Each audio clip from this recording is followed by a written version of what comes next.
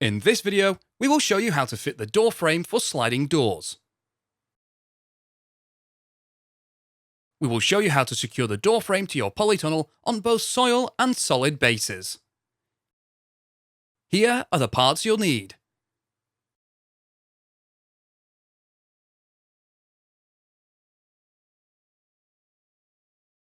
The door frame comprises of 3 pieces of 100mm by 47mm by 3m timber, which are the 2 door frame posts and 1 door frame lintel.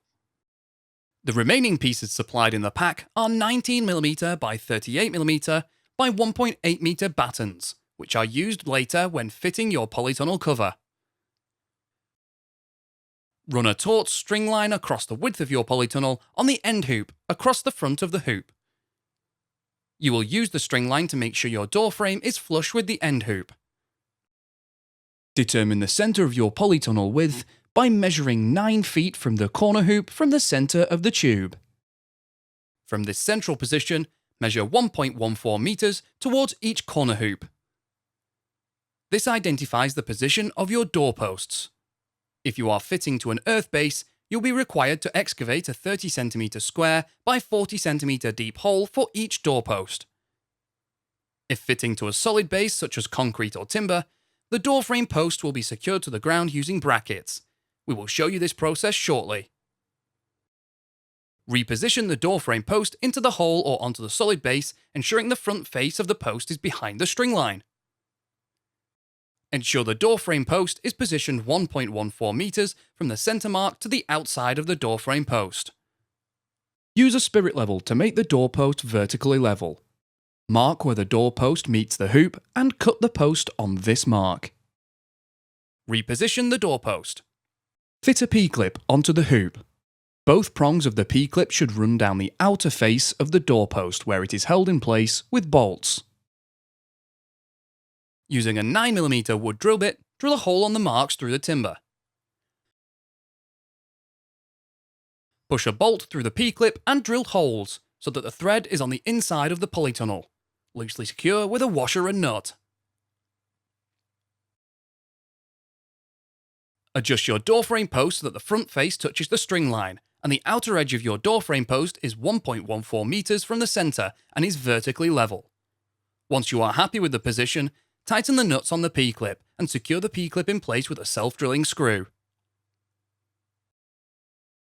We will now secure the bottom of the door frame post. If on soil, backfill the hole with concrete.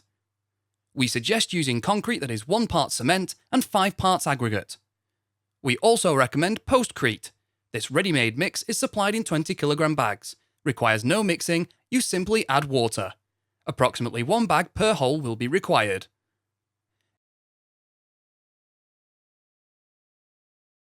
If on a solid base, fix the base of the plate to the floor using shield anchors for concrete or coach screws for timber.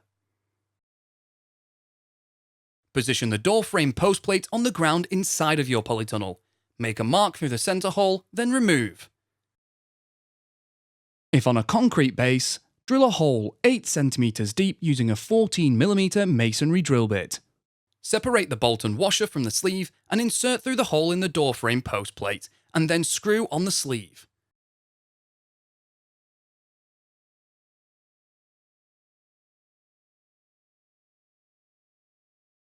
Locate the shield anchor into the hole and firmly tighten using a 17mm spanner.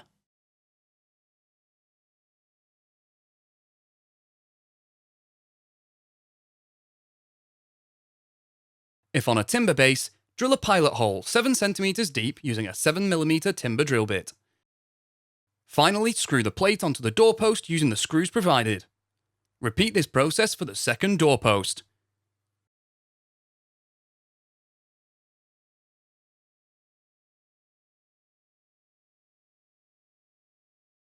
It is now time to fit the door frame lintel.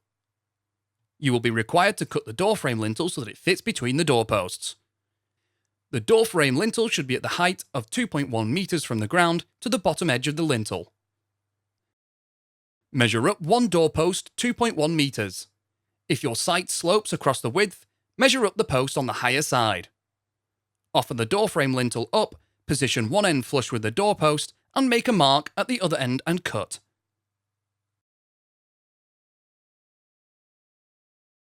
Reposition the lintel, ensure the door frame lintel is level and use a 4mm wood drill bit to drill a pilot hole. Use a 150mm screw to secure to the doorpost. Repeat at the other side. The joints can now be reinforced with nail plates on both sides. Position a nail plate equally across the joint and secure in place with twisted nails.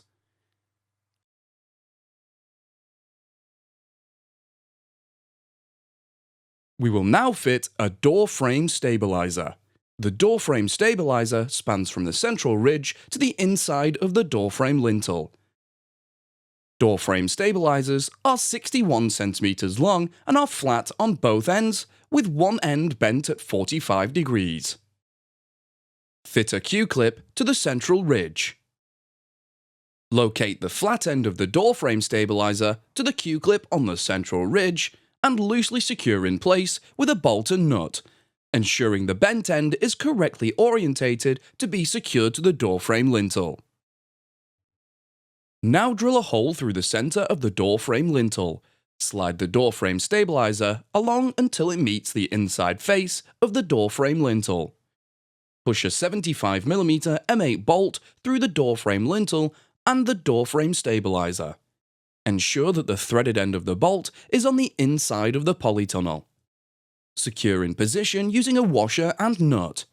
Adjust the Q-clip on the central ridge so that it is not pushing the door frame down nor pulling it up, and firmly tighten. We will now fit the sliding door support rails. Sliding door support rails are fitted between the doorpost and corner hoop to support the sliding door. Sliding door support rails are 47mm by 75mm timber and come in lengths of 1.8 meters, which will need cutting to size. From the ground, measure up the doorpost 30 cm and make a mark. Position a piece of timber flush with the doorpost and horizontally level, and cut the piece of timber to fit between the doorpost and corner hoop. Secure the support rail to the door by drilling a pilot hole using a 4mm wood drill bit, and then use a 150mm screw. The support rail is fixed to the corner hoop, using a P-clip supplied in the sliding door support rail fixing kit. Position a P-clip onto the corner hoop with both prongs of the P-clip running along the front face of the sliding door support rail. Make a mark through the two holes on the P-clip and then drill a hole through the timber on each mark. Reposition the P-clip and secure the rail to the P-clip using the bolts and nuts provided. Ensure the support rail is level, and then secure the P-clip to the hoop using a self-drilling screw. Now reinforce the joints between the doorpost and support rail using nail plates on both sides. The final step for the support rail is to fix a batten to it on the outside. The batten should be cut to fit between the end of the P-clip and approximately 5mm away from the joint on the doorpost. You may require more than one length of batten and need to cut to size. Once the correct size, nail the batten to the support rail, ensuring the top edges are flush. We will now show you how to fit your sliding doors. The process of fitting your sliding doors will be done once you have fitted your polytunnel cover. Please watch the video, Fitting Polytunnel Cover to Timber or Aluminium Rail using the trenching method, and then return to this section to perform the final fit of your sliding doors. For each double sliding door, the aluminium door rail track is supplied in two lengths of 2.4 meters. You will be required to join the two pieces of door track together. Join these together by inserting a rail joiner approximately halfway into the T-slot on the rear of the door track. Position the second track so the ends meet. Check the rail joiner is central and tighten all 4 grub screws with the supplied 3mm Allen key. The door track is secured to the lower batten and lintel using 8 bolts. First, we will measure and mark where you need to drill the holes to secure the sliding door track. Measure 10 cm in from the inner edge of the door frame post.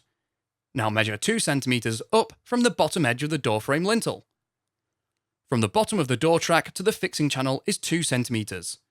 The 2 cm marks gives us a guide for your holes. Repeat on both sides.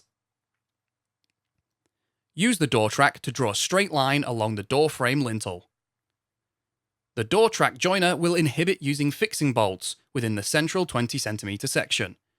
Find the central point of your door frame lintel and then measure 10 cm either side to ensure you don't position the bolts here. Mark the position of the remaining holes required. Ensure they are all spaced an even distance apart. With a 9mm wood drill bit, drill the required holes. Slide 4 bolts down each end of the T-slot on the door track.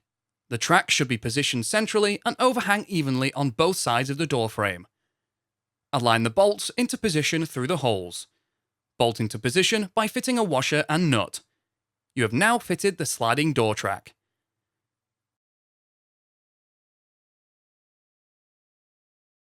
The corners of the door track are sharp.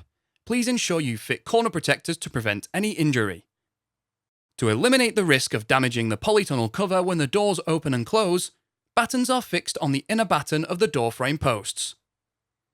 A batten is also fixed directly on top of the existing batten on the sliding door support rails. Slide the doors onto the door track. If your doors are not correctly aligned, adjust the wheel assembly by turning clockwise or anti-clockwise.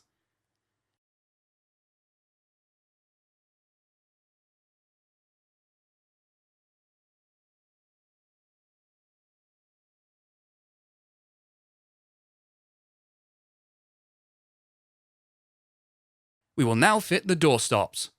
Door stops prevent the doors from rolling out of the track.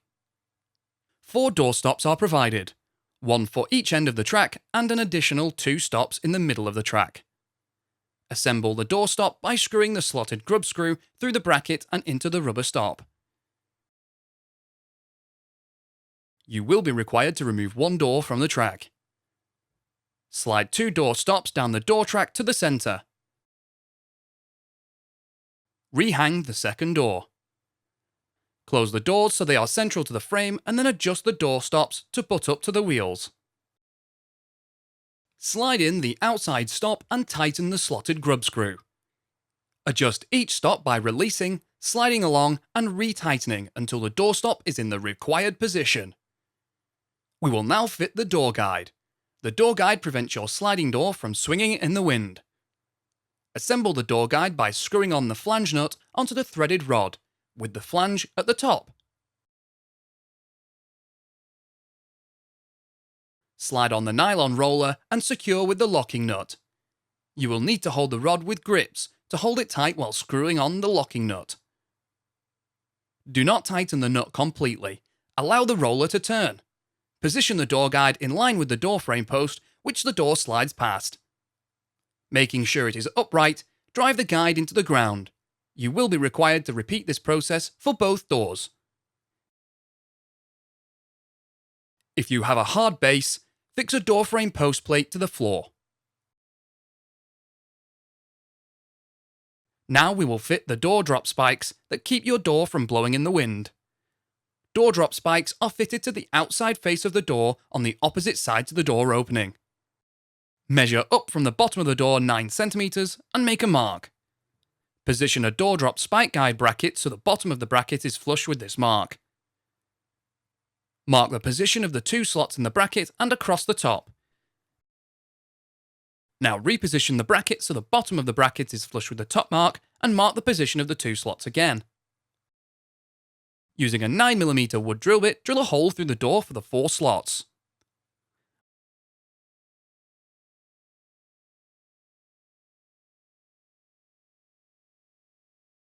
On the inside face of the door, insert pronged T-nuts into each hole. Bolt the 2 angled brackets onto the door with the slot on each bracket at the top.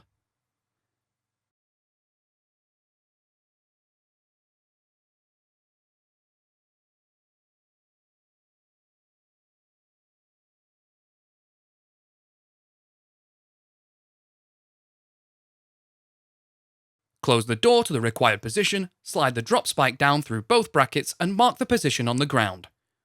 Open the door and bury the tube in the required position.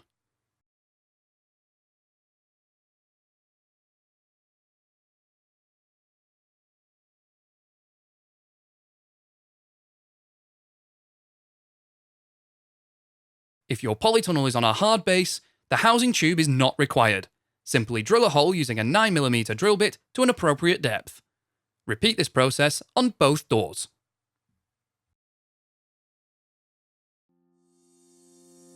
You can find more videos to help you build your polytunnel at construct.firsttunnels.co.uk. We also have a construction helpline if you require any further assistance.